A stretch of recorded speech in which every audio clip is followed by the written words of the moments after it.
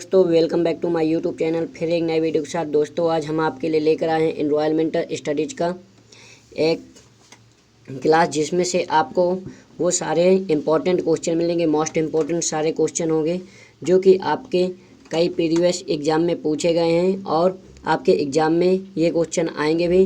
तो फ्रेंड्स, ये क्वेश्चन आपके लिए मोस्ट इम्पोर्टेंट होने वाले हैं। इन क्वेश्चनों को आप एक बार ज़रूर देख लीजिएगा वीडियो के द्वारा। दोस्तों, अगर आपको क्वालिटी कम दिख रही है तो आप अपनी मोबाइल की क्वालिटी बढ़ा सकते हैं। और दोस्तों, मैं आपको ये बता दूं कि जो पढ़ने से याद नहीं होता वो सुनने से याद हो जाता है। यानी अगर आपको कोई चीज़ पढ़ने से याद नहीं हो रही है, अगर आप वीडियो देखेंगे कि वो आपको सुनने से याद हो सकता है। तो फ्रेंड्स, वीडियो पर बने रहिएगा और वीडियो को पूरा देखिएगा। मैं आपको सारे इंपॉर्टेंट क्वेश्चन बताऊँगा और उनके आंसर बताऊँगा, तो वीडियो को पूरा देखिएगा। अगर आप इसका PDF चाहते हैं तो आप हमारे टेलीग्राम पर जाकर इसका PDF आपको मिल जाएगा, मैं वहाँ पर प्रोवाइड करा दूँगा। और हमारे टेलीग्राम पर सारी बुक, गोल्ड, PDF और सारी अपडेट सबसे पहले मिलती रहती हैं। तो चलते हैं फ्रेंड्स वीडियो पर। और अगर अभी तक चैनल को सब्सक्राइब नहीं किए तो चैनल को सब्सक्राइब कर लीजिए, जिससे मिलने वाली हर एक अपडेट सबसे पहले मिल सके आपको हमारे चैनल के द्वारा। और बेल आइकन को क्लिक करके ऑल पर भी क्लिक कर लीजिएगा। वीडियो पर लाइक ज़रूर कीजिएगा और अपनी कमेंट बॉक्स में राय ज़रूर दीजिएगा वीडियो आपको कैसा लगा। तो फ्रेंड, जैसा कि आपका है एक पर्यावरण प्रदूषण क्या है? पर्यावरण प्रदूषण एक लाइलाज बीमारी है, समझाइए। फ्रेंड्स, ये जो आपका क्वेश्चन है ये आपके 2019 के एग्ज़ाम में आया हुआ था। तो फ्रेंड्स, इसका आंसर देख लेते हैं हम कि प्रदूषण से तात्पर्य गंदगी से और प्राकृतिक संतुलन के दोष उत्पन्न होने से पर्यावरण प्रदूषण एक लाइलाज बीमारी है, इसे केवल रोका जा सकता है। बैरी कामनर का यह कथन पर्यावरण प्रदूषण के भयानक स्थिति को दर्शा रहा है जो मानव जाति के विनाश को आमंत्रित करता है। फ्रेंड्स, वीडियो को ज़्यादा से ज़्यादा शेयर कीजिएगा ताकि आपके फ्रेंड्स को भी ये मोस्ट इम्पॉर्टेंट क्वेश्चन मिल सके और वो भी इस वीडियो के द्वारा आने वाले क्वेश्चन का आंसर देने में समर्थ रहें। दूसरा क्वेश्चन है फ्रेंड, जैसा कि वायु प्रदूषण क्या है, इसके प्रभाव को समझाइए। पहला है कि मनुष्य, दूसरा पेड़ पौधे, तीसरा जीव जंतु पर क्या प्रभाव पड़ता है। तो देख लेते हैं फ्रेंड्स इसका जो हमारा आंसर होगा वायु प्रदूषण का अर्थ। तो फ्रेंड्स, वायु के भौतिक व रासायनिक या जैविक गुणों में ऐसा कोई भी अवांछित परिवर्तन जिसके द्वारा स्वयं मनुष्य के जीवन या अन्य जीवन परिस्थितियों तथा हमारी संस्कृति संपत्तियों को हानि पहुँचाने या नष्ट हो, वह वायु प्रदूषण कहलाता है। फ्रेंड्स, वायु प्रदूषण का प्रभाव जो पूछा था वो प्रभाव देख लेते हैं हम।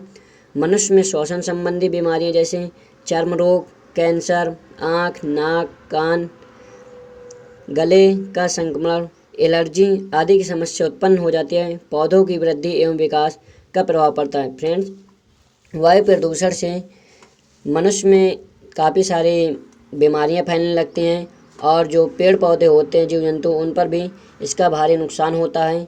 इसलिए वायु प्रदूषण को कम करने के लिए इसके प्रभाव हमें देखने चाहिए। और इसके बाद फ्रेंड्स आता है ध्वनि प्रदूषण क्या है। भारत में ध्वनि प्रदूषण का स्तर या ध्वनि दाब स्तर किस सीमा तक स्वीकार है। फ्रेंड्स, जैसे कि हमारा तीसरा क्वेश्चन है और तीसरे क्वेश्चन का आंसर देख लेते हैं, ध्वनि प्रदूषण क्या है, इसे समझाइए। ये फ्रेंड्स आपके प्रीवियस ईयर एग्ज़ाम में आया हुआ क्वेश्चन है। सारे जो हम आपको बता रहे हैं सारे क्वेश्चन आपके लिए मोस्ट इम्पॉर्टेंट होने वाले हैं। तो वीडियो को पूरा अंत तक देखिएगा, वीडियो को स्किप जरा भी मत कीजिएगा, क्योंकि फ्रेंड्स जो वीडियो देखने से यानी लेक्चर सुनने समझ में आ जाता है वो जल्दी समझ में नहीं आता पढ़ने से, तो वीडियो वगैरह या किसी से सुनने पर समझ में आ जाता है। तो इसलिए वीडियो को पूरा देखिएगा। हो सकता है कि आप लोग के एग्ज़ाम में ये क्वेश्चन पूछे जा सके और आप इसका आंसर दे सकें आसानी से। तो जैसा कि ध्वनि प्रदूषण या ध्वनि प्रदूषण का एक दूसरा नाम होता है रव प्रदूषण। आपका रव प्रदूषण भी आ सकता है, जिसको कहते हैं हम नॉइस सॉल्यूशन इंग्लिश में। तो देखते हैं, किसी साधन से निकली ध्वनि अब असहाय हो जाती है तो वह प्रदूषण बन जाता है। फ्रेंड, जैसे मान लीजिए कोई मोटरसाइकिल वगैरह या तो कार वगैरह, कोई भी ट्रेन वगैरह कुछ भी है, तो उससे जो ध्वनि निकलती है यानी उसकी जो आवाज़ होती है वही हमारा ध्वनि प्रदूषण होता है, जिसको हम सहन नहीं कर सकते और वह एक हमारा प्रदूषण का रूप बन जाता है। इसको नॉइस शब्द की उत्पत्ति यानी जो ध्वनि होती है उसको नॉइस कहते हैं इंग्लिश में, जो कि इसका उच्चारण है नॉइस शब्द की उत्पत्ति लैटिन शब्द नार्सिया से हुई, जिसका अर्थ है पेट में बीमारी की अनुभूति तथा वमन की इच्छा। ध्वनि प्रदूषण का वह प्रकार है जिसे मानव कर द्वारा पसंद नहीं किया जाता है। ध्वनि प्रदूषण एक प्रकार का भौतिक प्रदूषण है जो ग्रहण करने वाले व्यक्ति को प्रत्यक्ष रूप से प्रभावित करता है। इसको तीव्र विक्षोभ पैदा करने वाली ध्वनि के रूप में परिभाषित किया जा सकता है, जिसे किसी परिवेश के पर्यावरण में बिना यह सोचे छोड़ दिया जाता है। इसके लिए कुछ दुष्प्रभाव भी हो सकते हैं। ध्वनि प्रदूषण अवांछित ध्वनि के कारण होता है, जो सामान्यतः 80 डेसिबल डीबी तथा उसके अधिक मूल्य की होती है। फ्रेंड्स, ध्वनि प्रदूषण से कई तरह के विक्षोभ पैदा होते हैं जो कि मनुष्य के लिए दुष्प्रभाव या दुष्प्रभाव परिणाम प्रभावित करते हैं। फ्रेंड्स, ये आपका PDF जो है मैं आपको अपने टेलीग्राम पर प्रोवाइड करा दूंगा, तो आप वहां से जाकर ले सकते हैं। और मैं आपसे आशा करूंगा कि ये जो क्वेश्चन मैं आपको बता रहा हूँ ये सारे क्वेश्चन मोस्ट इम्पोर्टेंट हैं और कई प्रीवियस ईयर में पूछे गए हैं और आएंगे भी आपके एग्ज़ाम में। तो फ्रेंड्स, आप इन क्वेश्चनों को ज़रूर लिख लीजिएगा और एक बार एग्ज़ाम देने जाने से पहले इन क्वेश्चनों को पढ़ के जाइएगा, या तो वीडियो लेक्चर पूरा देख के जाइएगा। देखिए, अगला है कि जो ध्वनि प्रदूषण के उपचार, हम इससे कैसे बच सकते हैं। जैसे कि कल कारखानों को शहर से दूर स्थानों पर स्थापित किया जाए। फ्रेंड, जैसे कि कारखाने होते हैं बड़े बड़े के, तो उनमें से निकलने वाली मशीनों की आवाज़ वो आती है, और मान लीजिए अगर सिटी वगैरह में है तो उससे सिटी में रहने वाले लोगों के कानों के द्वारा जो मशीनों की आवाज़ होती है उन तक पहुंचती है, जिससे उनको काफ़ी नुकसान पहुंचता है। इसलिए जो कारखाने बनाए जाएं वो सिटी से दूर बनाए जाएं। और दूसरा, जैसे मोटर वाहनों में बहुध्वनि वाले हार्न बजाने पर प्रतिबंध लगाना चाहिए। जैसे आपकी मोटरसाइकिल वगैरह हैं तो इन पर जो हार्न बजाए जाते हैं बहुत तेज़ी से बजाए जाते हैं या बहुत ज़्यादा बजाए जाते हैं, तो इन पर रोक लगानी चाहिए कि आप जो हार्न बजाते हैं वो समय समय पर यूज करें, ताकि ध्वनि प्रदूषण से होने वाले आपको भी नुकसान न हो सके और दूसरे व्यक्ति को भी नुकसान न हो सके। तीसरा पॉइंट आएगा फ्रेंड्स, वैवाहिक समारोह, पार्टियों आदि में लाउड स्पीकर आदि के प्रयोग पर रोक लगाई जाए। फ्रेंड, जैसा कि आप जानते हैं कि शादी वगैरह होती हैं, मैरिज, तो उसमें क्या होता है कि साउंड वगैरह आते हैं जिसे आप डीजे बोलते हैं। तो उसका जो ध्वनि होती है, मान लीजिए कोई आप गाना उसमें चला रहे हैं तो कुछ भी बजा रहे हैं, तो उससे निकलने वाली ध्वनि से कई लोगों को दुष्प्रभाव पड़ता है। जैसे कोई मान लीजिए ब्लड प्रेशर का मरीज़ है तो उसके ब्लड प्रेशर वगैरह हाई होने लगता है या लो होने लगता है, जिसकी वजह से वो मौत का शिकार भी हो सकता है। तो इसलिए जो वैवाहिक पार्टियां हों तो उनमें लाउड स्पीकर थोड़ा कम किया जा सके, जिससे होने वाले ध्वनि प्रदूषण को रोका जा सकता है। इसके बाद फ्रेंड्स आता है हमारा नेक्स्ट क्वेश्चन, जो कि फ्रेंड्स ये बहुत इंपॉर्टेंट क्वेश्चन है और मुझे कई प्रीवियस ईयर के जो एग्ज़ाम पेपर थे उनसे मिले हैं, तो मैं आपको लिख के इसमें प्रोवाइड करा रहा हूँ। फ्रेंड्स, इस वीडियो को ज़्यादा से ज़्यादा दोस्तों में शेयर करिएगा और ज़्यादा से ज़्यादा लाइक करके अपना योगदान दीजिएगा और कमेंट बॉक्स में अपनी राय दीजिएगा आपको वीडियो कैसा लगा फ्रेंड्स, क्योंकि आपके एक सपोर्ट से हमारा भी सपोर्ट मिल सकता है फ्रेंड्स। इसलिए वीडियो को पूरा देखिएगा और इस लेक्चर में जो भी क्वेश्चन बताए जाएं उसको आप ज़रूर पढ़ के जाइएगा एक बार एग्ज़ाम देने से पहले। पाँचवा क्वेश्चन आता है फ्रेंड्स हमारा, जल प्रदूषण क्या होता है, इसके स्रोत एवं प्रभावों का वर्णन कीजिए। तो देख लेते हैं फ्रेंड्स हमारा जल प्रदूषण क्या होता है। जैसा कि आप जानते हैं कि जो हमारा जल होता है उसमें कचड़ा वगैरह डाल दिया जाता है, जिससे कई तरह के प्रदूषण होते हैं। और अगर हम एनवायरमेंटल की भाषा में समझे तो जैसा कि जल प्रदूषण का अर्थ होता है जल के अनेक प्रकार के खनिज, कार्बनिक तथा अकार्बनिक पदार्थों एवं गैस एक निश्चित अनुपात से अधिक मात्रा में घुल जाते हैं तब प्राकृतिक के संतुलन को बिगाड़ देते हैं, तो इसे हम जल प्रदूषण की संज्ञा दे देते हैं। फ्रेंड्स, एक बात मैं आपको और बता दूं कि अगर मैं आपको ये सारे क्वेश्चन का आंसर न भी दे पाऊंगा तो आप टेंशन ना लीजिएगा।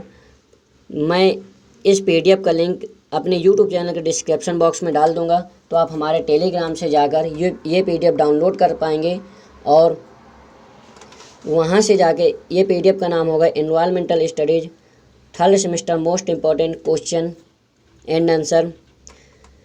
तो फ्रेंड्स वहाँ से जाके आप इसको डाउनलोड भी कर सकते हैं और आप ये क्वेश्चन वगैरह लिख भी सकते हैं अपनी कॉपी पर, क्योंकि फ्रेंड्स जो मैं बताता जा रहा हूँ तो आप लिखते भी जाइएगा, क्योंकि कहते हैं कि अगर आप कोई भी चीज़ या कोई भी सवाल वगैरह अगर आप कॉपी पर लिख कर उसको दोबारा लर्न करते हैं कुछ भी, तो जल्दी याद हो जाता है। तो फ्रेंड्स इसलिए आप मेरे साथ साथ लिखते जाइएगा जो मैं आपको क्वेश्चन बताता जा रहा हूँ।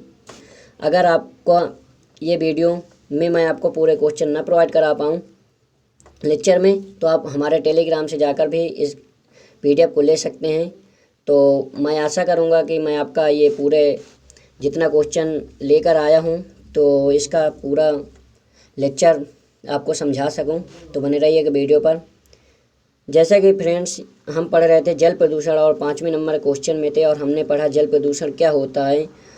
अब इसके क्या क्या स्रोत होते हैं वो भी समझ लेते हैं कि जल प्रदूषण के स्रोत कैसे होता है, कैसे जल हमारा प्रदूषण हो जाता है। तो सोर्स ऑफ वाटर पॉल्यूशन है हमारा कि अपनी उत्पत्ति के आधार पर जल प्रदूषणों के स्रोत को निम्न प्रकार से श्रेणीबद्ध किया जा सकता है। बिंदु स्रोत यानी पॉइंट सोर्स भी आ सकता है आपको इंग्लिश में, तो आप इंग्लिश का भी ध्यान दीजिएगा। बहिस्रावों का विसर्जन किसी विशेष स्थल पर होता है, उदाहरण नगर पालिका क्षेत्र का वाहित मल निर्गम, कारखाने का बहिश्राम निर्गम।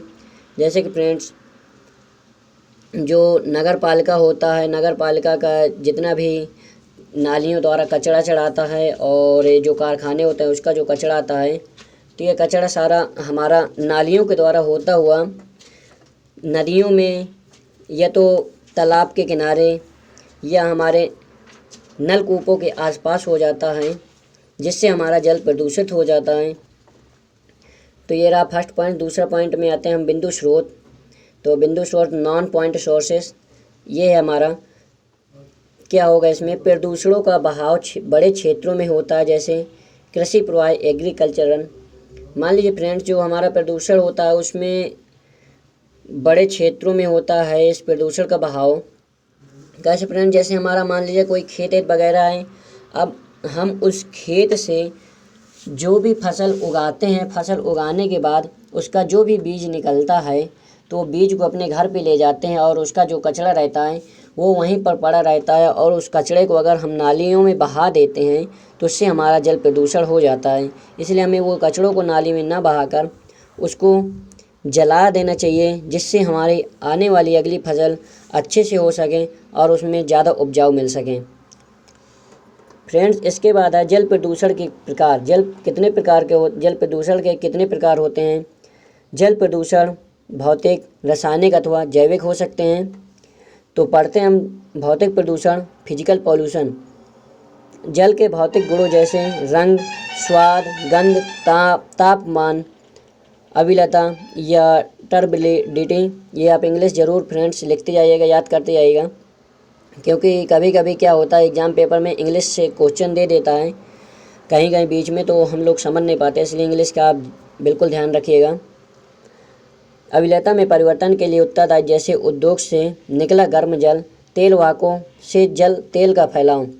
जो फ्रेंड्स हमारा भौतिक प्रदूषण होता है, तो हमारा भौतिक प्रदूषण रंग से, स्वाद से, गंध से, तापमान जैसे बढ़ गया, अविलता के परिवर्तन के उत्तरदायी, जैसे उद्योग से कोई गर्म जल निकलता है, और तेल वाहकों से तेल फैल जाता है। मान लीजिए कोई तेल है, कैरोसिन है, मिट्टी का तेल आप उसे बोल सकते हैं, या तो पेट्रोल वगैरह, डीजल वगैरह, वो फैल जाते हैं और फैलकर अगर वो नदी नालों के होते हुए नदियों में मिल जाते हैं, नदियों में मिलते हुए वो समुद्रों में मिलते हैं, या तो नदियों से मिलते हुए वही हमारा पानी सप्लाई होता है हमारे घरों तक, तो उसी से अगर ये मिल जाता है तो उससे प्रदूषण हो जाता है जल का, जिससे लोगों पर बहुत ज़्यादा हानि हो सकती है।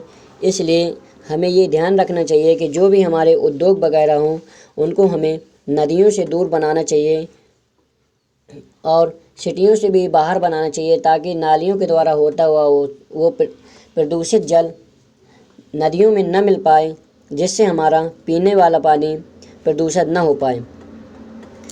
फ्रेंड्स आते हैं नेक्स्ट क्वेश्चन पर। देखिए जैसा कि पाँचवा ही का था कि मानव पर क्या प्रभाव पड़ता है जल प्रदूषण का। तो जल प्रदूषण पर मानव पर प्रभाव पड़ता है, तो देखते हैं इसको। प्रभाव की बात करते हैं। मनुष्य समानता व्यर्थ पदार्थों को निकटतम परिवेश जैसे नदी, तालाब, समुद्र, कुएं आदि में डाल देता है। समानता, यदि नदी में मिलने वाले वाहित मल की मात्रा कम होती है तो उसमें उपस्थित कार्बनिक तत्वों पर जीवाणु सक्रिय हो जाते हैं और जल्दी से ही उसे खनिजों में परिवर्तित कर देते हैं। लेकिन यदि वाहित मल की मात्रा नदी की स्वशुद्धिकरण क्षमता या सेल्फ प्योरीफाइंग कैपेसिटी से अधिक होती है तो सूक्ष्म जीवों की जनसंख्या काफ़ी बढ़ जाती है। कम ऑक्सीजन की स्थिति में बढ़ी हुई CO2 के साथ मछली, अन्य जानवर तथा पादप मर जाते हैं और स्वच्छ नदी दुर्गंध नाले में बदल जाती है। आवासीय स्थिति में भी अमोनिया तथा हाइड्रोजन सल्फाइड गैस के उत्पादन के कारण जल में बदबू आने लगती है। इसके परिणाम स्वरूप घातक रोग जैसे हैजा, टाइफाइड, पेचिस आदि महामारी के रूप में फैलते हैं। फ्रेंड्स, इसका मतलब ये है कि जैसे व्यर्थ पदार्थ हमारे जो नदी के निकट होते हैं, मनुष्य जो होता है तो व्यर्थ पदार्थों को निकटम परिवेश में जैसे नदी, तालाब, कुएं में डाल देते हैं। मान लीजिए कि आप घर पे हवन कराते हैं तो हवन का जो व्यर्थ पदार्थ निकलता है हवन वाला, तो आप उसी को नदियों में डाल आते हैं, या तो पॉलीथीन वगैरह आप नदियों में डाल देते हैं। और भी आपके घर से कोई कचरा चढ़ा निकलता है तो आप नदी में, तालाब में, समुद्र में या कुएं में डाल देते हैं। जैसे हवन वगैरह भी आप जैसे डालते हैं और व्यर्थ पदार्थ भी डाल देते हैं कि नदी, तालाब या कुएं में डालने से ये चीज़ें पवित्र होती हैं और इन चीज़ों को बाहर नहीं फेंकना चाहिए। तो फ्रेंड्स, ऐसा आप बिल्कुल भी ना कीजिए, क्योंकि आपका थोड़ी थोड़ी अपशिष्ट पदार्थ पानी में डालने से जल प्रदूषित हो सकता है और इससे कई तरह की बीमारी फैल सकती हैं। और वही जल नदियों से होता हुआ लोगों के घरों तक आता है, जिससे उनको नमोनिया, हैजा, टाइफाइड, पेचिस महामारी ऐसी बीमारी हो सकती हैं। इसलिए दोस्तों, आप ध्यान दीजिए कि जो ये जल प्रदूषण को बचाना है तो आप कोई भी व्यर्थ पदार्थ पानी में न फेंकिए, चाहे वो तालाब का, कुएं का हो और चाहे वो समुद्र का या नदी का हो। इसके बाद फ्रेंड्स आते हैं जैसे भारी वस्तुएं होती हैं, हैवी मेटल्स। भारी वस्तु 19 मेटल का एक समूह है जिसके रासायनिक तथा भौतिक गुण एक समान है। 15 ग्राम प्रति सेंटीमीटर स्क्वायर से अधिक घनत्व वाली धातुएं जैसे भारी धातुएं कहलाती हैं, जैसे cadmium, PV, zinc, manganese, nickel, copper and chromium आदि। मनुष्य के शरीर में मुख्यतः ये तत्व पीने के पानी के साथ प्रवेश करते हैं। भारी धातुओं से हुए प्रदूषित जल को पीने से मानव स्वास्थ्य पर निम्न प्रभाव पड़ता है। फ्रेंड, जैसा कि मान लीजिए भारी धातु मिल जाती है पानी में, 19 मेटल का एक समूह होता है जिसमें से भारी धातु हमारे पानी में मिल जाती हैं और 15 ग्राम प्रति सेंटीमीटर के स्क्वायर से अधिक इनका घनत्व भी होता है। जैसे कैडमियम हो गया, पीवी हो गए, जिंक है, मैग्नीज है, निकेल, कॉपर और क्रोमियम आदि हैं। तो ये जो चीज़ें आ जाती हैं फिर जल के द्वारा, प्रदूषित जल के द्वारा, तो इससे मानव शरीर पर बहुत ही ज़्यादा प्रभाव पड़ता है स्वास्थ्य पर, और उसके स्वास्थ्य खराब होने पर भी काफ़ी प्रभाव पड़ता है। इसलिए आप लोग ध्यान दीजिएगा कि जल को प्रदूषण ना करिए। इसके बाद फ्रेंड, जैसा कि हम आपको दिखा दें, जैसे कि कैडमियम है, तो कैडमियम से मनुष्य पर, स्वास्थ्य पर क्या प्रभाव पड़ता है। जैसे अतिसार वृद्धि रुक जाती है उनकी, हड्डी का बनना रुकना, वर्क गुदा क्षतिग्रस्त होना, ट्यूमर का उद्भव, यकृत शिरा का दुर्घटना ग्रसित होना, तंत्रिका तंत्र की क्षति, अरक्ता। मानिक फ्रेंड, जो कैडमियम भारी धातु होते हैं उससे मानव शरीर पर स्वास्थ्य प्रभाव पड़ता है। जैसे कोई व्यक्ति लंबा नहीं होता, वो छोटा ही बना रहता है, तो ये सारी चीज़ें जल प्रदूषण से भी हो सकती हैं, क्योंकि अगर उसके जल प्रदूषित है तो उससे जो उसकी वृद्धि होने वाली होती है तो वो भी रुक जाती है, और जो उसकी हड्डी वगैरह होती हैं उसका भी रुकना बंद हो जाता है, जिससे उसकी लंबाई की वृद्धि भी कम दिखाई देगी और व्यक्ति छोटा ही रह जाता है और वृद्धि नहीं हो पाती उसके शरीर पर। और उसके जो एकत्र होता है सिरा, ये सारी चीज़ें और तंत्रिका तंत्र वगैरह में क्षति पहुँचती है उसके। और फ्रेंड्स जैसे आता है तांबा पीवी, तो ये फ्रेंड्स अति तनाव, अधिक यूरिया निर्माण एवं अचेत स्वास्थ्य में आना इससे। और बेरियम से होता है उदर, सूल, उल्टी होना, अतिसार, लकवा। जो बेरियम भारी पदार्थ होते हैं उससे जल प्रदूषण मतलब बेरियम जल में आ जाता है, तो इससे फ्रेंड्स उल्टी होने लगती है। लकवा रोग लग जाता है, जिसको लकवा के नाम से लोग बोलने लगते हैं, कहते हैं लकवा लग जाता है। तो फ्रेंड्स ये भी एक जल प्रदूषण का ही कारण है। फिर आता है फ्रेंड्स हमारा जस्ता। जस्ता अगर आपके जल में आ गया है, प्रदूषण कर दिया है, तो उससे आपको उल्टी आएगी, वक्र एवं शिराएँ नष्ट हो सकती हैं आपकी। शीशा आता है फ्रेंड्स, तो इससे अकर्ता मस्तिष्क क्षतिग्रस्त होती है, उल्टी होती है, यकृत एवं वक्र क्षतिग्रस्त भी हो सकता है आपको। इसके बाद आता है आर्सेनिक गैस, तो इससे हो जाएगा परिधीय संचरण में बाधा, दिमागी बाधाएं, यकृत वक्र क्षतिग्रस्त होना, फेफड़े का कैंसर और आहार तंत्र की में अल्सर।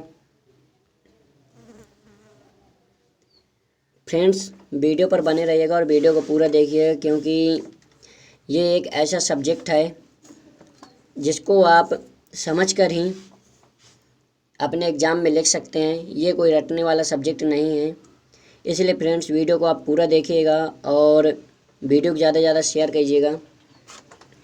अगर वीडियो आपको थोड़ी बहुत बोरिंग लगती है तो आप वीडियो को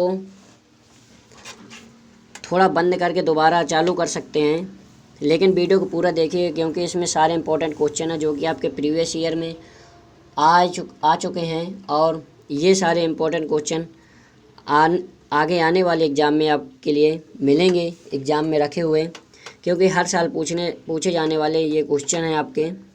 तो वीडियो पर बने रहिएगा और इसका आपको PDF हमारे टेलीग्राम पर मिल जाएगा, आप वहाँ से भी देख सकते हैं। फ्रेंड जैसे कि आपको यहाँ पर एक आदमी दिखाई दे रहा होगा और प्रदूषण तत्व और उनके प्रभावित अंग हैं, जो कि कौन से प्रदूषण से व्यक्ति का कौन सा अंग प्रभावित हो जाता है, तो इसको आप देख लीजिएगा और समझ लीजिएगा। तो फ्रेंड्स हम बढ़ते हैं अपने नेक्स्ट क्वेश्चन पर, जो कि हमारा नेक्स्ट क्वेश्चन है। जैसे कि आप देख सकते हैं BOD, COD एंड डिसॉल्व के कॉन्सेप्ट को समझाइए। तो फ्रेंड्स आते हैं हम अपने BOD और COD बताते हैं आपको क्या होता है और इसके कॉन्सेप्ट को भी समझाते हैं। जैसे कि फ्रेंड्स जो BOD होता है, तो पहले तो बता दें कि BOD का फुल फॉर्म होता है बायोकेमिकल ऑक्सीजन डिमांड, जिसे हम इंग्लिश में कहते हैं जैव रासायनिक ऑक्सीजन की मांग। तो बात करते हैं BOD की, जैव रासायनिक ऑक्सीजन की मांग BOD, और इसका आप लिख सकते हैं ये जो फुल फॉर्म है, ये तो हिंदी में भी आप लिख सकते हैं कि BOD का पूरा नाम जैव रासायनिक ऑक्सीजन की मांग है, जिसका full form biochemical oxygen demand होता है। इसके बाद आप ये लिख सकते हैं कार्बनिक तथा अकार्बनिक व्यर्थ पदार्थ जलाशयों के घुलनशील ऑक्सीजन डिसॉल्वेड O2 DO की मात्रा को कम कर देते हैं। जल का तापमान जितना अधिक होता है उतनी ही कम उसमें घुलनशील ऑक्सीजन की दर होती है। 8 ग्राम मेगा किलोग्राम इनवर्स से कम DO मात्रा वाले जल को प्रदूषण जल माना जाता है। जल के DO की मात्रा जलीय जीवों की उत्तर जीवता के लिए महत्वपूर्ण है। कार्बनिक व्यर्थ पदार्थों की अधिक मात्रा अपघटन की दर तथा ऑक्सीजन के उपयोग को बढ़ा देती है, जिससे जल की BOD मात्रा कम हो जाती है। ऑक्सीजन की मांग प्रत्यक्ष रूप से कार्बनिक पदार्थ व्यर्थ के पदार्थों के निवेश के बढ़ने से संबंधित होती है तथा इसे जैव रासायनिक ऑक्सीजन की मांग यानी BOD के रूप में अभिव्यक्त किया जाता है। BOD ऑक्सीजन की वह मात्रा जिससे किसी इकाई जल के आयतन में सूक्ष्म जीवों तथा जैविक उपचारों के लिए आवश्यकता होती है। BOD जितना अधिक होता है DO उतना भी अधिक होता है। इसके बाद आता है फ्रेंड सुपोषण। तो सुपोषण क्या होता है देख लेते हैं, यही BOD के अंतर्गत आता है। जलाशयों में अपमार्जकों के मिलने से उनकी बड़ी मात्रा में फास्फेट भी मिल जाते हैं, जिन्हें जीवों के कुछ समूहों जैसे नील रहित शैवालों द्वारा उपयोग कर लिया जाता है। कार्बनिक व्यर्थ पदार्थों के अपघटन से भी जलाशयों में पोषक तत्वों की मात्रा बढ़ जाती है। पोषक तत्वों की अत्यधिक उपलब्धता से शैवालों, विशेषता नील रहित हरे शैवालों की वृद्धि शैवाल प्रस्फुटन तीव्र गति से हो जाती है। इस प्रकार का शैवाल प्रस्फुटन पूरी तरह जल की सतह से भी ढक सकता है तथा इस जल में बहुता विष निर्मुक्त होते हैं और कभी कभी जल में ऑक्सीजन की कमी भी हो जाती है। अतः प्रस्फुटन से ग्रसित जलाशयों में अन्य शैवालों की वृद्धि इन विषयों के कारण अवरुद्ध हो जाते तथा विषाक्त अथवा ऑक्सीजन की कमी के कारण जलीय जंतुओं, उदाहरण मछलियों की मृत्यु भी हो सकती है। यह जल में पोषक तत्वों की समृद्धता तथा उसके परिणाम स्वरूप प्रजाति विविधता से होने वाली कमियों की प्रक्रिया सुपोषण कहलाती है। फ्रेंड्स, आपका ये बीओडी रहा, जिसमें से आपको बताया गया है कि जो आपकी ये होती है गैस, तो इससे आपके मछली वगैरह या कई जंतुओं पर भारी प्रभाव पड़ता है। इसके बाद फ्रेंड्स, हम सीओडी और डिसॉल्वेट के कंसेप्ट को भी समझेंगे, जो कि हमारा अगला टॉपिक है इसी क्वेश्चन का, तो उसको भी देख लेते हैं फ्रेंड।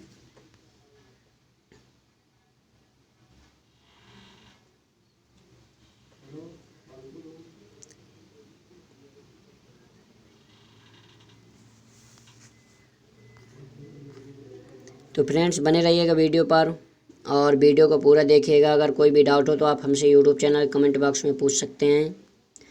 और फ्रेंड्स, यूट्यूब पर अपनी राय ज़रूर दीजिएगा, आपको वीडियो कैसा लगा। अगर फ्रेंड्स वीडियो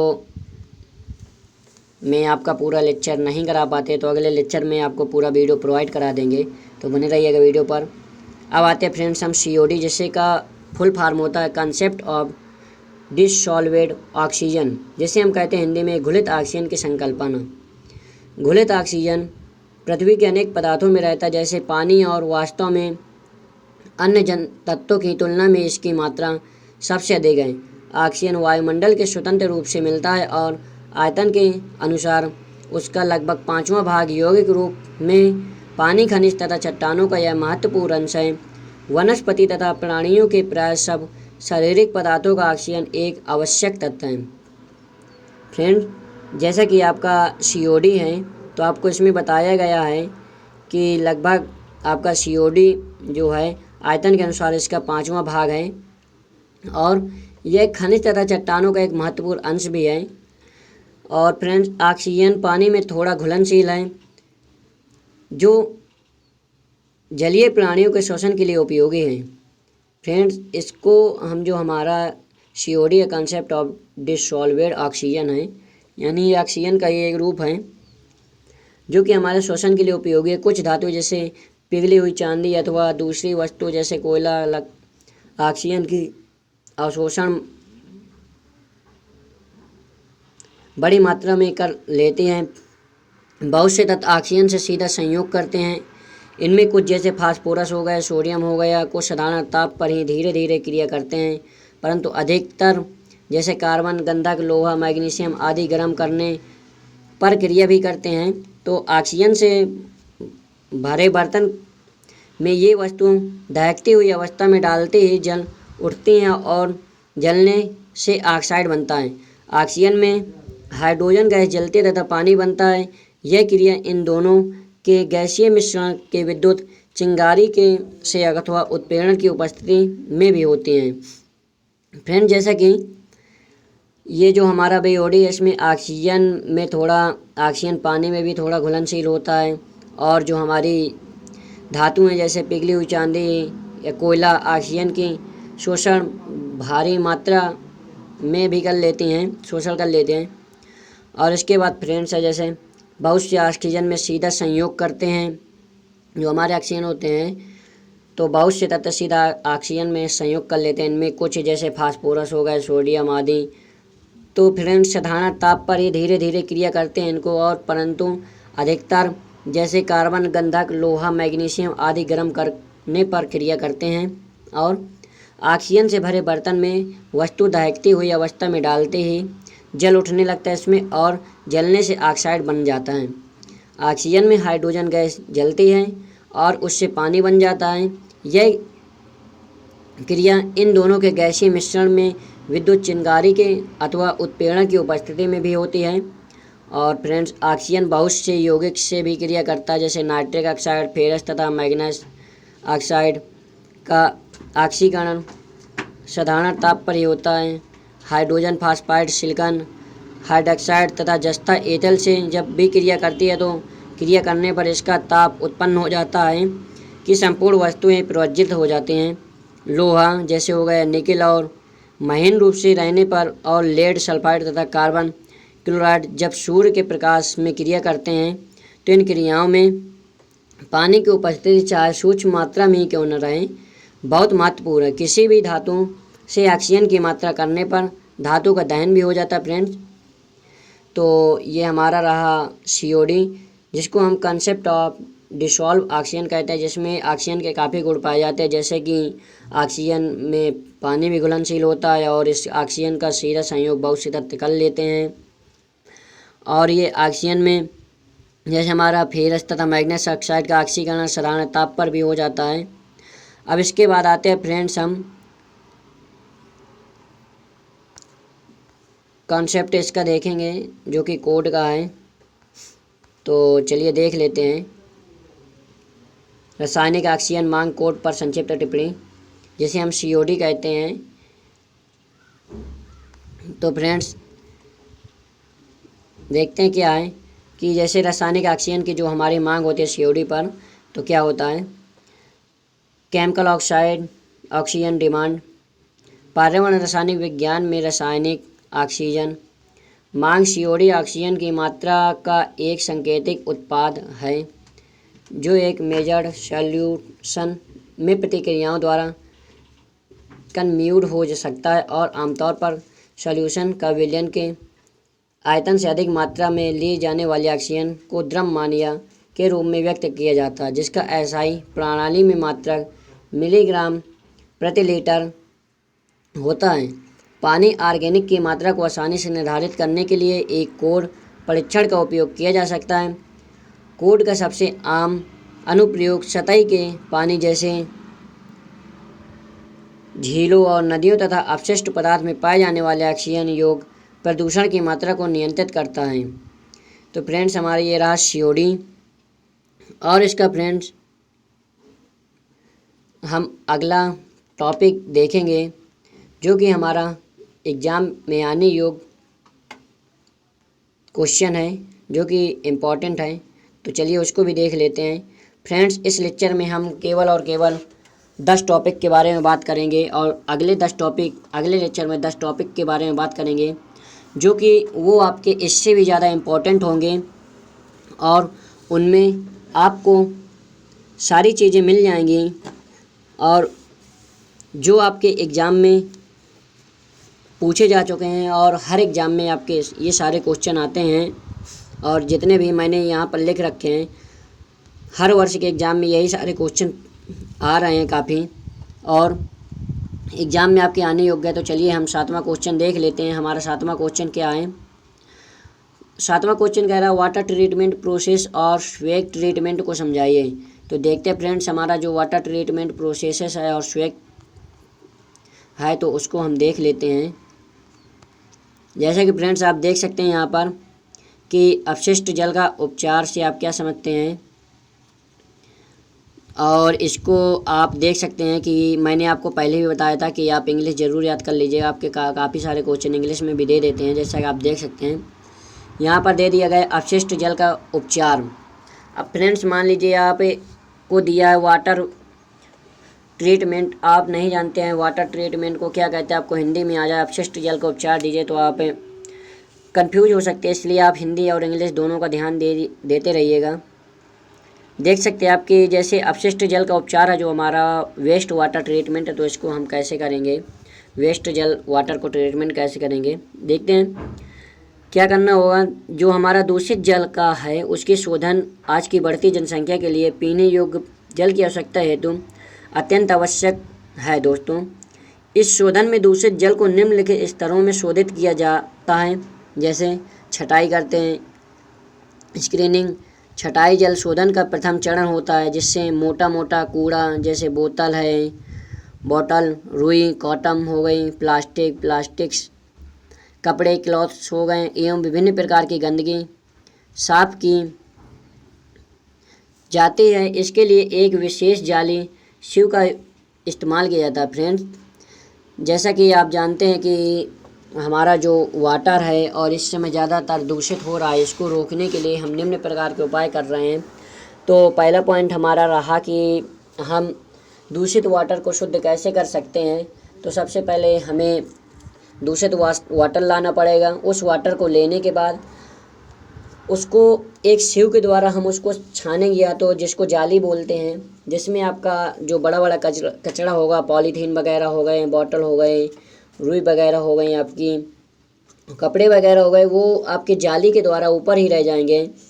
और आपका जो पानी बचेगा तो उसको आप फिर फिल्टर करेंगे तो आपका पानी वो पीने योग्य हो जाएगा। तो देखते हैं अगला टॉपिक हमारा है प्रथम शोधन हम करेंगे।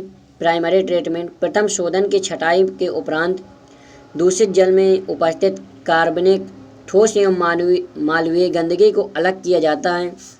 इसके लिए सबसे पहले दूषित जल को सेटलमेंट टैंक में भेजा जाता है, जहां गंदगी टैंक की तली के कीचड़ के रूप में बैठ जाता है। इसके बाद बचे जल को द्वितीय शोधन के आगे भेजा जाता है। फ्रेंड, जैसा कि हमने फर्स्ट टॉपिक पे देखा कि जो हमारी जाली होगी उससे हम बड़ी बड़ी दूषित चीज़ें निकाल लेंगे, कपड़े वगैरह, बोतल वगैरह और रुई वगैरह। इसके बाद हम शोधन करेंगे, जिसमें से हम जो हमारा दूषित जल बचेगा उसको कार्बनिक ठोस एवं मालवीय गंदगी को अलग कर लेंगे। करने के बाद सबसे पहले उसको एक सेटलमेंट टैंक में भेज देंगे उस पानी को, और उस पानी को टैंक में भेजने के बाद जो गंदगी होगी टैंक की तली में बैठ जाएगी, और टैंक की तली में बैठने के बाद जो हमारा जल बचेगा उसको हम दूसरे शोधन के लिए भेज देंगे। तो दूसरे शोधन में हमें कैसे दूषित जल को शुद्ध कर पाएंगे और पीने योग्य बना पाएंगे, तो फ्रेंड्स देखते रहिए वीडियो पर, और ये सारी चीज़ें आपको बताने जा रहे हैं। द्वितीय शोधन जो आपके सेकेंडरी ट्रीटमेंट होगी, इस स्तर में दूषित जल को एक आयताकार टैंक में भेजते हैं।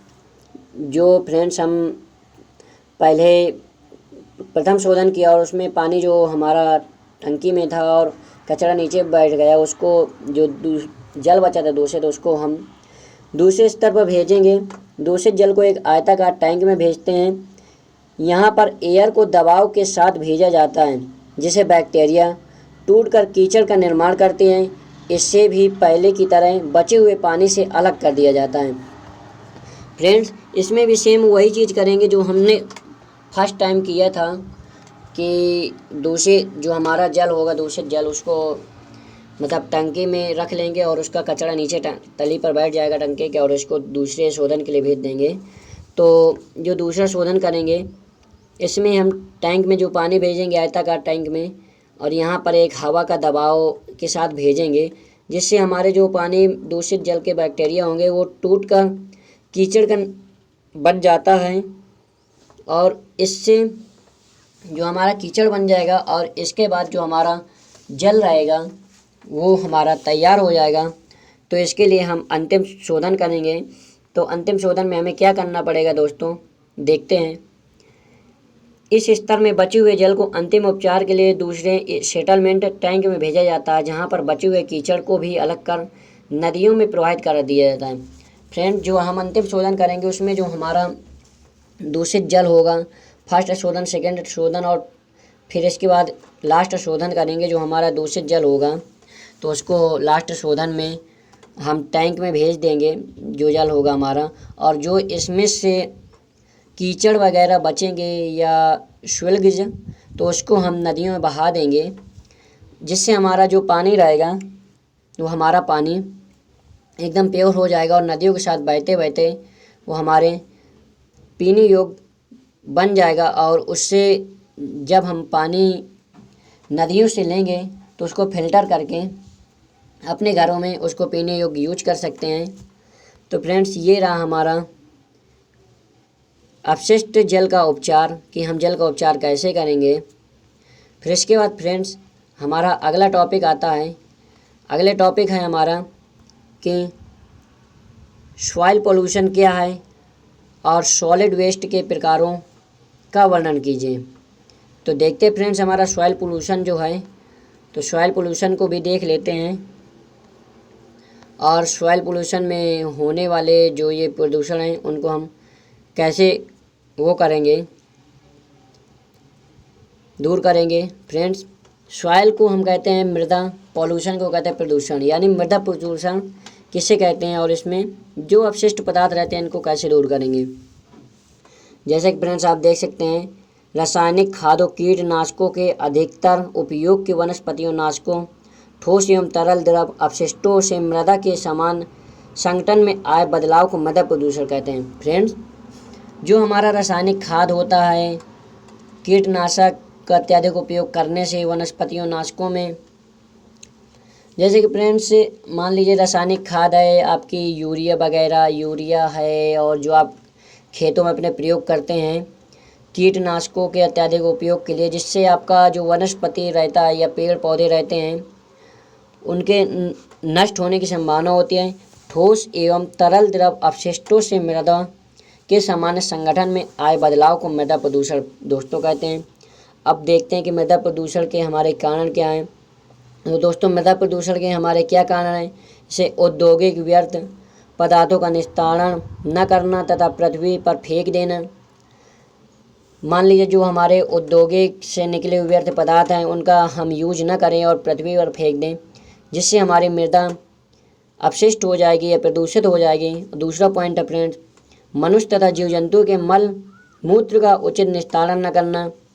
जैसे फ्रेंड्स एक चीज़ और आती है कि आप जो तीसरा पॉइंट में कि निचली ज़मीन या गहरे गड्ढों को कूड़ा करकट आदि से भरना। मान लीजिए कि आपने एक ज़मीन पर गड्ढा खोद रखा है, उसमें आपने काफ़ी सारे कूड़ा और करकट भर रखे हैं, कचड़े अचड़े, तो उससे भी हमारा मृदा प्रदूषित हो सकती है। अब फ्रेंड्स बात करते हैं इसके जो अपशिष्ट पदार्थ वो कितने प्रकार के होते हैं। तो देखते हैं फ्रेंड्स इसके अपशिष्ट पदार्थ होते हैं। ठोस अपशिष्ट प्रकार के प्रकार, प्रायः ठोस अपशिष्ट दो प्रकार के होते हैं। पहला होता है जैविक विघटनकारी, जिसे हम इंग्लिश में कहते हैं बायोडिग्रेडेबल। तो इसके बारे में हम पढ़ेंगे। वे पदार्थ अपशिष्ट हैं, वे पदार्थ अपशिष्ट जिन्हें सूक्ष्म जीवाणुओं द्वारा नष्ट किया जा सकता है उन्हें जैविक विघटनकारी पदार्थ कहते हैं। जैसे सड़े फल, सब्जियां, प्रयुक्त चाय पत्ती, अंडे की परत, सुर्खी पत्तियां, कपड़े, रद्दी, गोबर आदि। तो फ्रेंड्स ये हमारे ठोस अपशिष्ट पदार्थ है। जैसे मान लीजिए हमारे घर पर कोई सब्जी आती है सड़ी गली, या प्रयुक्त चाय पत्ती हम और अंडे की परत, जो उसकी ऊपर की वाइट वाली परत होती है, हम अंडा खा के उस परत को फेंक देते हैं। ये सारे अपशिष्ट पदार्थ है जो कि ठोस रहते हैं और हमारे प्रदूषण पर, पर्यावरण प्रदूषण फैलाने का काम करते हैं। तो फर्स्ट पॉइंट आता है फ्रेंड्स से अजैविक विघटनकारी। वे पदार्थ अपशिष्ट जिन्हें सूक्ष्म जीवाणुओं द्वारा नष्ट नहीं किया जा सकता उन्हें नॉन बायोडिग्रेडेबल कहते हैं। जैसे प्लास्टिक, बोतलें, बैग्स, लोहे का शीशा, कांच आदि। जो फ्रेंड्स हमारे अजैविक विघटनकारी होते हैं, जैसे मान लीजिए आपके पास कोई प्लास्टिक बॉटल है या बैग है या लोहे का कोई कण है, मान लीजिए शीशा है या कांच है, तो आप उन्हें पृथ्वी पर यूज करके फेंक देते हैं।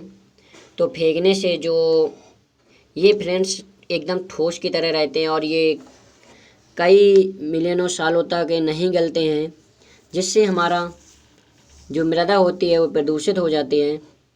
तो फ्रेंड्स इसलिए इनका सही यूज करके और सही जगह इनको डालना चाहिए, जिससे हमारी मृदा प्रदूषण ना हो सके। इससे हम अपनी मृदा प्रदूषण की रोकथाम कर सकते हैं। नेक्स्ट क्वेश्चन आता है फ्रेंड्स,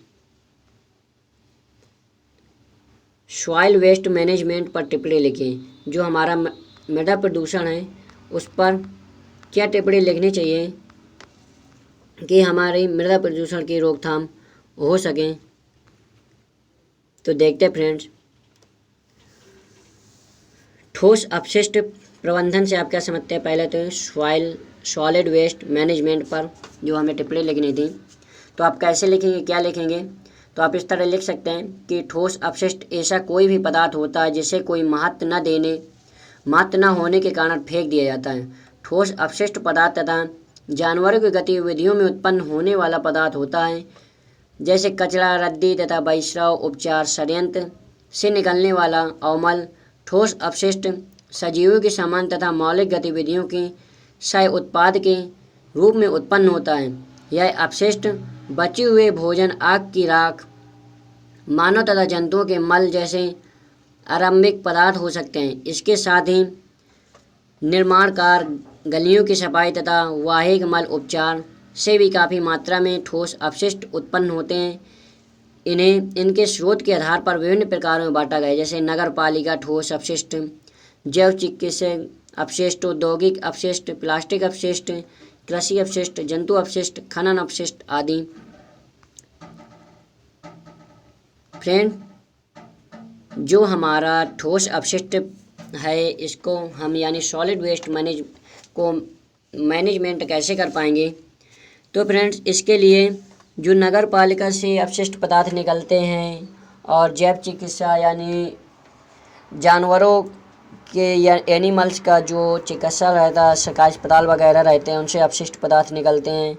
और जो हमारी औद्योगिक हो गए यानी बड़ी बड़ी कंपनियां, और प्लास्टिक उत्पादन कंपनियां होती हैं, कृषि का जो अपशिष्ट पदार्थ निकलता है, तो उन सब चीज़ों को हमें बहिस्राव नहीं करना चाहिए तथा उनका सही यूज करना चाहिए तथा उन्हें यूज करने के बाद नष्ट कर देना चाहिए, न कि उन्हें कहीं नदी नालों में बहाना चाहिए और न ही गलत जगह पर फेंकना चाहिए, जिससे कि हमारा जो सॉलिड है उस पर बुरा प्रभाव पड़ सके और मृदा प्रदूषण हो सके। इसलिए हमें सॉलिड वेस्ट मैनेजमेंट की इस तरह कर सकते हैं। इसके बाद हमारा नेक्स्ट क्वेश्चन आता है, उसको देखते हैं। इकोलॉजी एवं इकोसिस्टम को समझाइए। तो फ्रेंड्स, इकोलॉजी और इकोसिस्टम हम देख लेते हैं एक बार। फ्रेंड्स, ये आपका शॉर्ट क्वेश्चन है, इकोलॉजी और इकोसिस्टम। तो ये आपका अति लघु उत्तरीय में आया था 2 नंबर का। तो आप यहाँ देख सकते हैं परिस्थिति तंत्र की परिभाषा या इकोसिस्टम कहते हैं इसको। तो इसमें आप लिख सकें समुदायों का संरचनात्मक तथा क्रियात्मक तंत्र तथा उसका परिवेश पारिस्थितिक तंत्र कहलाता है, यानी इकोसिस्टम कहलाता है। फ्रेंड्स, समुदायों का संरचनात्मक तथा क्रियात्मक तंत्र तथा उनका परिवेश परिस्थिति तंत्र यानी इकोसिस्टम कहलाता है। अब दोस्तों आते हैं परिस्थिति यानी इकोलॉजी। इकोलॉजी क्या है तो देख लेते हैं इसको भी। ये आपका दीर्घ उत्तरीय का क्वेश्चन है। इसमें से आपका वो काफ़ी सारे क्वेश्चन मिल जाएंगे जो कि आप शॉर्ट आंसर भी दे पाएंगे काफ़ी सारे क्वेश्चनों का। तो परिस्थिति के मूल तत्वों के बारे में बताएंगे हम, यानी बेसिक एलिमेंट्स ऑफ इकोलॉजी। परिस्थिति के मूल तत्व जीव संचार भर में सर्वत्र और सब प्रकार के पदार्थ स्थानों में पाए जाते हैं। ऊंचे पहाड़ों की उन चोटियों पर भी जो वर्ष के अधिकांश भाग में बर्फ़ से ढकी रहती हैं, जैसे गर्म पानी के चश्मों में, नदियों के आर्द्र किनारों पर, मरुस्थलों की सूक्ष्म रेतीली भूमि में तथा कुछ तो वृक्षों के स्तंभों में पर तथा अपना जीवन व्यतीत करते हैं। वास्तव में पृथ्वी पर कोई भी स्थान ऐसा होगा जहाँ किसी न किसी प्रकार का जीवन न मिलना हो, परंतु इस पृथ्वी के विभिन्न स्थानों पर पाई जाने वाली जीवों की जातियाँ भिन्न भिन्न होती हैं। ऐसा सभी जानते हैं कि पानी में पाए जाने वाले जंतु जैसे मछली तथा पानी में उगने वाले पौधे जैसे सिंघाड़ा निकट के मरुस्थल के बिल्कुल नहीं पाए जाते। इसी प्रकार पर्वतीय क्षेत्रों में मिलने वाले जीव मैदानी क्षेत्र में नहीं पाए जाते हैं। फ्रेंड्स, ये जो हमारा इकोलॉजी है इसमें कई चीज़ें ऐसी होती हैं जो कि हमारे मैदानी क्षेत्रों में नहीं पाए जाते हैं, और हमारे ये जीव संसार सर्वत्र तथा सब प्रकार के स्थानों में पाए जाते हैं। फ्रेंड्स, इसके बाद जैसा पृथ्वी के जीवों का यह वितरण यादृच्छिक नहीं है। विभिन्न स्थानों पर जीवों में पाए जाने वाले अंतर मुख्यतः परिस्थितियों के अंतर के कारण होते हैं।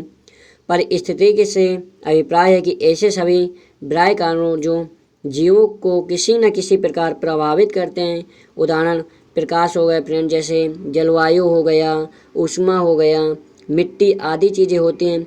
विज्ञान की वह शाखा जिसके अंतर्गत जीवों तथा उनके परिस्थिति के परस्पर संबंधों का अध्ययन किया जाता है, परिस्थिति कहलाती है।